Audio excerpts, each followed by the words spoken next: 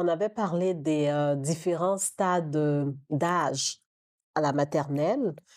Alors, la phase des 2 ans, on sait que cette phase-là, l'enfant commence à s'affirmer et on le voit dans sa façon de parler. Il est toujours dans le non, le non.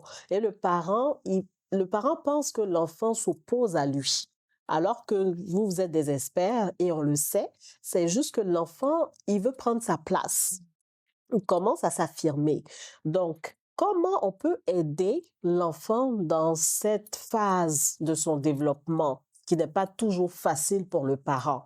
Alors, est-ce que Valérie, oui? Je dirais, le non n'est pas forcément un non.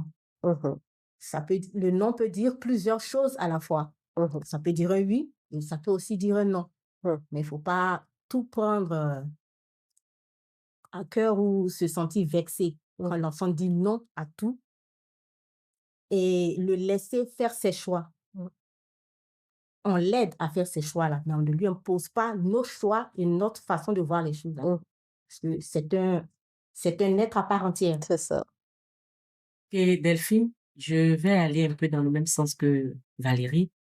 Le nom de l'enfant à cet âge-là, ce n'est pas toujours un nom. Mhm, Je pense que le parent peut aider l'enfant en lui expliquant euh, le bien fondé de ce qu'il dit, bien lui expliquant vraiment ce qu'il veut. Pas des gestes, pas des gestuels. Je veux, par exemple, je prends un exemple comme ça, tu peux m'envoyer tant nom. Et puis tu fais le geste. Quand tu fais le geste, l'enfant comprend.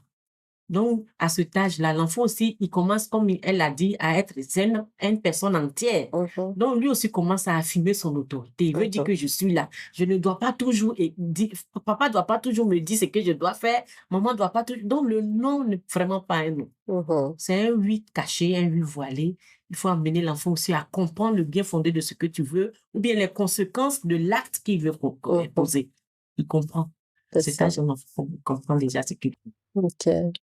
Ok, oui, effectivement, j'aborde aussi dans le même sens que les deux sœurs.